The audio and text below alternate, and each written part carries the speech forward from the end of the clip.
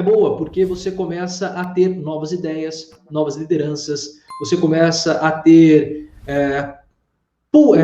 pluralização, quase que foi polarização, você começa a pulverizar, a pluralizar os pensamentos, e isso de fato é excelente. Então você tem uma esquerda hoje que não se identifica com o Lula, mas se identifica com o Ciro Gomes. Se não se identificasse com o Ciro Gomes, com quem queriam se identificar? Com o Dória? Com o Bolsonaro?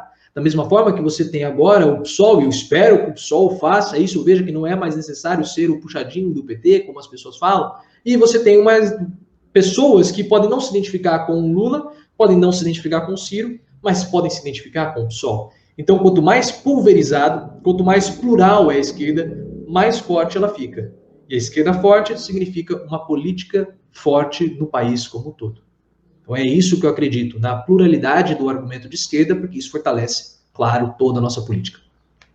Sim, você falou de uma esquerda forte, e eu vejo, né, em alguns grupos do WhatsApp, e até na inserção que eu tenho no Partido dos Trabalhadores e no PSOL, que o Ciro Gomes, a partir do momento que ele critica de forma pesada a esquerda, e principalmente a figura do presidente Lula, diversos esquerdistas, militantes políticos do PT, começam a ter uma certa aversão à figura do Ciro Gomes.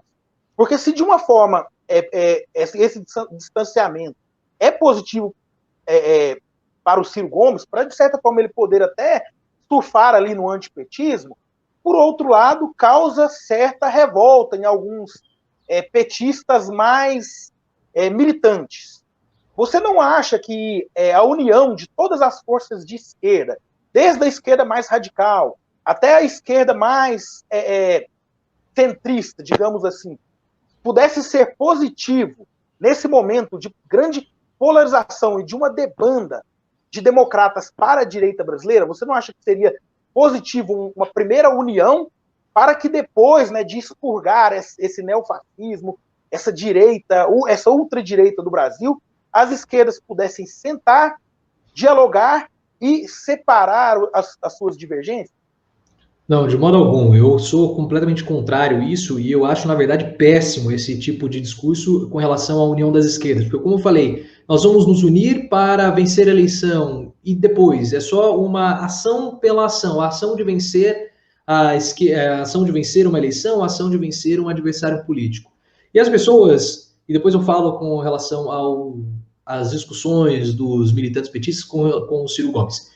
As pessoas, elas acreditam que a política é um filme de super-herói. E não é um filme de super-herói.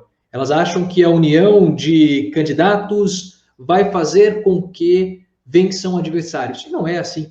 Como nós falamos, a hegemonia do pensamento do PT, que todos os partidos de esquerda orbitaram em torno do PT, qual foi o resultado? Um Bolsonaro, porque as pessoas não acreditam mais na diferença política, todo político é igual, esse é um pensamento de classe média.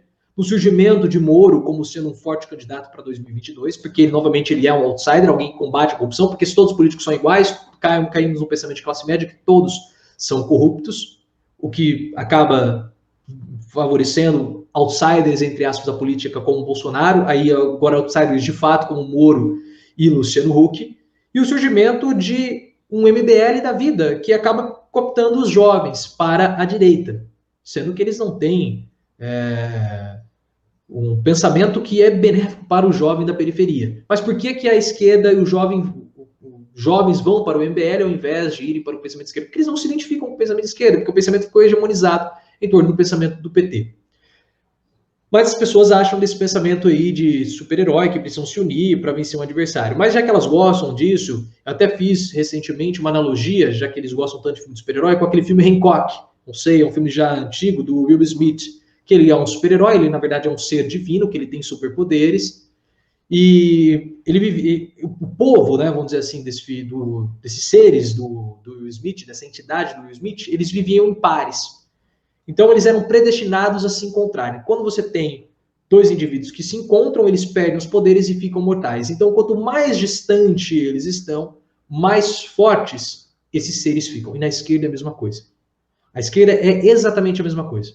Você precisa ter distanciamento, você precisa ter pluralidade, para que você possa até mesmo causar identificação com grupos diferentes.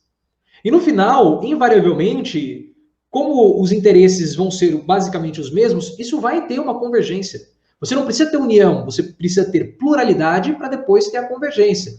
Então vamos supor aqui que o PDT defende as minorias, defende os negros, e o PSOL defende os trabalhadores. Inverti um pouco a lógica só para deixar claro o exemplo. Então você vai ter a reforma da Previdência do Paulo Guedes. Como a reforma da Previdência afeta os trabalhadores, o PSOL vai votar contrário.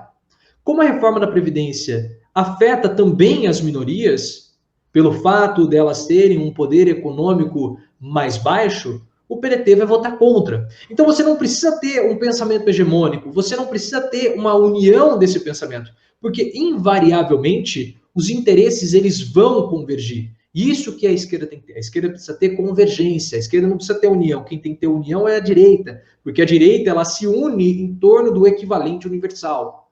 O que é o equivalente universal? É aquilo que equivale para todos, que é o dinheiro.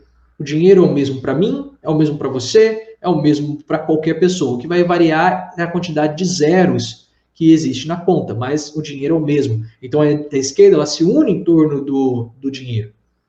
Mas a esquerda, eu falei a esquerda, a direita se une em torno do dinheiro. Mas a esquerda ela tem interesses muito diferentes. E quando você une um pensamento, você vai hegemonizá-lo embaixo de um só, você vai hierarquizá-lo. E qual que vai ser o pensamento hierárquico superior nessa esquerda unida? Vai ser a pauta ambiental da Marina Silva? Vai ser a pauta dos trabalhadores? Vai ser o interesse dos negros? O interesse das mulheres? Os interesses dos homossexuais? Os interesses das mulheres negras? Os interesses dos deficientes físicos? Então, quando você une a esquerda, você hierarquiza esse pensamento. E você não pode ter esse pensamento hierarquizado. Você precisa ter cada partido, cada grupo, colocando como prioridade a sua luta. E é claro que nessas disputas eleitorais, nessa disputa pela soberania da esquerda, você vai ter os problemas, você vai ter os ataques. Então, o Ciro Gomes vai atacar o PT vai atacar o Ciro Gomes também, porque aí você tem uma disputa eleitoral completamente normal da nossa democracia representativa eleitoral. Então, da mesma forma que quando o Ciro Gomes critica um partido critica o PT, critica o Lula, critica um político que eu gosto, eu vou ficar, obviamente, incomodado com isso e vou querer atacá-lo.